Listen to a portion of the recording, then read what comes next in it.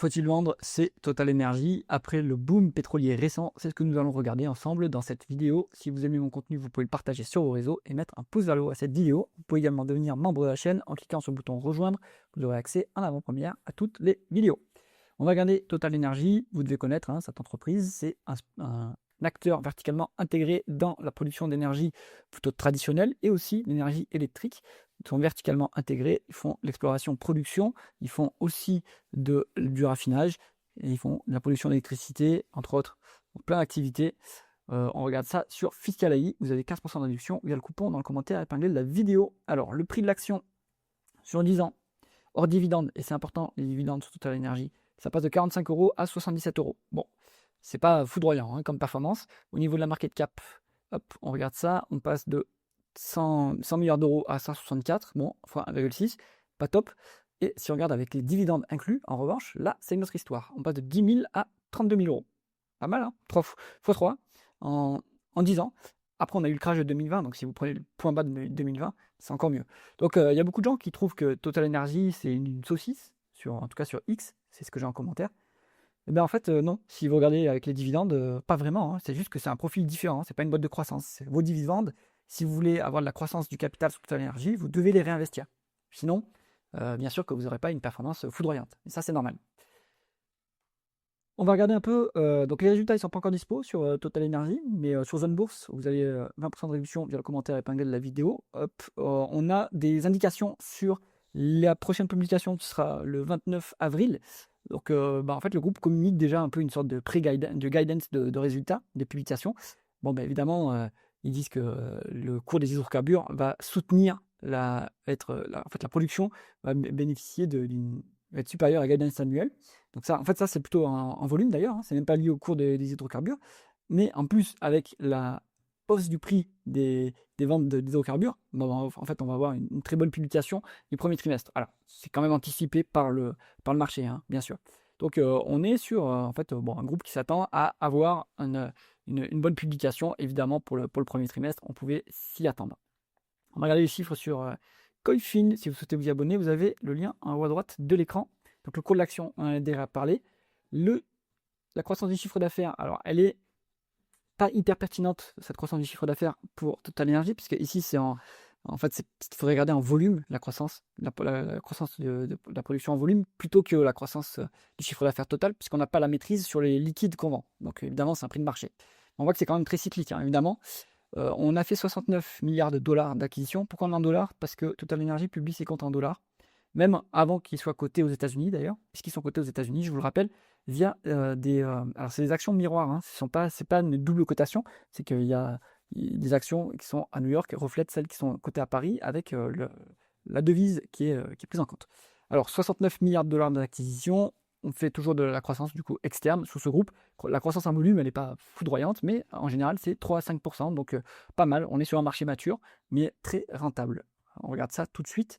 Au niveau des taux de marge, hop, on est sur un taux de marge brut qui est pas si mal. On est presque à 36%, quasiment au plus haut depuis 10 ans si on nommait la période FAST de 2021-2022. Ça, c'est plutôt bien.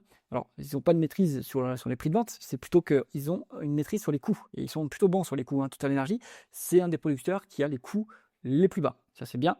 Le taux de marge d'EBITDA, en revanche, il dérape un petit peu. Il ne suit pas trop le taux de marge brut depuis, on va dire, 2024. Donc là, il y a un peu de déperdition d'efficience opérationnelle. Un peu dommage, ça.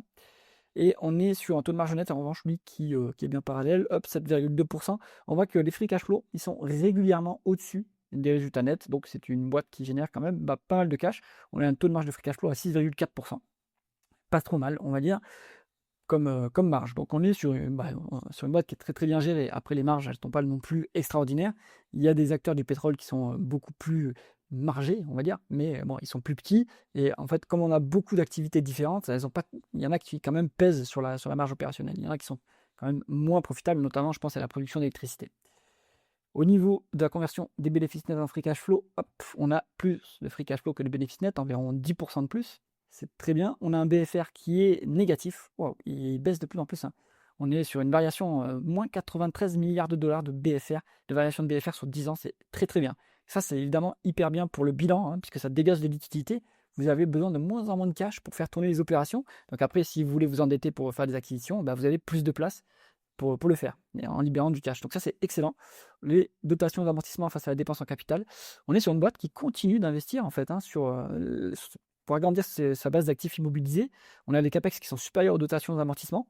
En fait, ils investissent dans l'activité traditionnelle et aussi beaucoup dans l'activité de production d'électricité, qui est moins rentable, malheureusement, que l'activité traditionnelle. Bon, on est sur 95 milliards de dollars d'autres éléments non cash. Donc ça, il faut aller voir un tableau de flux de trésorerie. De quoi il s'agit?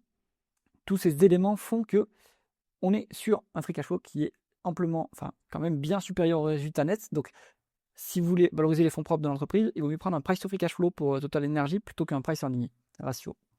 Hop, on va regarder la rentabilité opérationnelle. Bon, 6% en médiane de rendement des capitaux investis, c'est plutôt faible, hein, 5,9 à décembre 2025. Donc on est sur une rentabilité qui est un peu maigre, mais il ne faut pas oublier que on est sur une boîte qui génère quand même beaucoup de cash. Donc le rendement des capitaux investis au numérateur, c'est le résultat d'exploitation ou résultat opérationnel. Dedans, ça inclut des charges calculées. Donc il y a beaucoup d'éléments de non-cash. Donc en réalité, ça sous-estime un peu la rentabilité. Malgré cela, on est quand même sur une boîte qui, d'un autre côté, ne crée pas massivement de la valeur, hein. Elle n'a pas un différentiel important par rapport à son coût moyen pondéré du capital. On va aller regarder ça après sur Fiscal AI. Mais donc, on est plutôt sur une boîte, si vous investissez dedans, pardon, vous allez avoir pas forcément de la croissance du cours du capital à multiples constants. Donc en fait, il faut plutôt jouer une expansion de multiples et aussi des dividendes qui sont bien assurés. Mais sinon, voilà, il n'y a pas forcément de création de valeur massive, hein. L'endettement, on est sur une dette nette qui a une fois l'EBITDA, donc c'est maîtrisé. La dette est en train de baisser. Alors l'EBITDA aussi, malheureusement. Mais là, il faut s'attendre à ce que ça rebondisse quand même pas mal au premier trimestre, hein. Donc là, pas d'inquiétude. Mais bon, à ce niveau de levier, on est bien maîtrisé. 3 fois les free cash flow, c'est très bon. Enfin, c'est maîtrisé en tout cas. La rémunération d'actionnaire, qui est une part importante de on va dire, de l'intérêt de ce titre, on est sur 11 milliards 6 de free cash flow, on verse 8 milliards 4 de dividendes. Donc attention, c'est quand même bien 75% des free cash flow. Donc ils font des rachats d'actions et du dividende, et la variable d'ajustement, ce sont plutôt les rachats d'actions quand il y a un à-coup sur les free cash flow. Ils essayent de maintenir le dividende, on voit qu'il n'a pas été coupé. Alors en 2020, on va dire que c'était quand même un peu exceptionnel, ça a été coupé, ou un petit peu baissé en tout cas, mais sinon, ils le maintiennent croissant ou stable. Donc ça, c'est plutôt un bon signe pour les gens qui sont là pour le dividende. Et puis après, ils complémentent ça avec des rachats d'actions, et si on n'a pas les free cash flow nécessaires, eh bien on coupe un peu, on baisse un peu les rachats d'actions, ce qui n'est pas bête, hein. Les rachats d'actions, c'est beaucoup plus discrétionnaire que les dividendes. Donc avec ça, vous avez 8,7% de rendement de l'actionnaire. Attention, ça c'est pas le rendement du dividende, c'est le rendement avec les rachats d'actions. Le rendement du dividende, lui, il est plutôt à 4,5-5%. Voilà, ce qui est quand même pas mal, et c'est un dividende qui est trimestriel. Donc on est plutôt bien à ce niveau, même malgré la hausse du cours, hein, d'ailleurs, on est toujours bien sur la rémunération d'actionnaire. Voilà, les multiples maintenant. Eh bien, ça a changé quand même, hein. Donc vous voyez, hein, on est en médiane à 4,9, donc ça ne se paye pas très cher. Et maintenant, on est à 6,4. Bon, est-ce que c'est le moment de vendre ces Total Energy? Ça dépend de votre philosophie. Moi, je pense que 7, les niveaux d'euphorie de 2021, je pense qu'on ne va pas les revoir, sauf si le conflit se poursuit et dure très longtemps, avec un prix des hydrocarbures qui sera élevé. Même si le conflit se poursuit, le temps que les chaînes d'approvisionnement vont se réorganiser, et donc le prix du baril va quand même pas rester hyper élevé. Donc il y aura forcément une réorganisation. Donc ici, moi, dans les zones d'euphorie, ici, là, on va dire 2016-2018, c'était 7 fois la valeur d'entreprise sur EBITDA, 7-8 fois. Moi, je pense qu'on est quand même là à 6,4, on n'est pas si loin de 7. 7, c'est ma zone value à moi. Mais après, chacun fait ce qu'il veut en termes de valorisation. Donc je pense que là, c'est peut-être sain de commencer à prendre des profits, pas forcément tout solder, mais quand on va aller au-delà de 7, il va falloir faire attention, hein, quand même, parce que c'est pas une industrie qui se paye très très cher non plus. Donc on va pas exploser, aller à 10 fois la valeur d'entreprise sur EBITDA. On n'a plus de marge de sécurité, c'est ça que j'essaie de dire, hein. Voilà, il n'y a plus de décote comme avant. Regardons un peu par rapport à l'industrie, où est-ce qu'on se situe. Donc ils nous prennent, hop, là sur Fiscal AI, qu'est-ce qu'ils nous prennent comme comparable? Ils nous prennent des Américains. Les plus comparables, ce sont plutôt les Européens, évidemment, parce que si vous regardez, alors, les Européens, vous voyez qu'on a quand même la boîte norvégienne Equinor qui vaut rien, ça c'est peut-être intéressant, hein.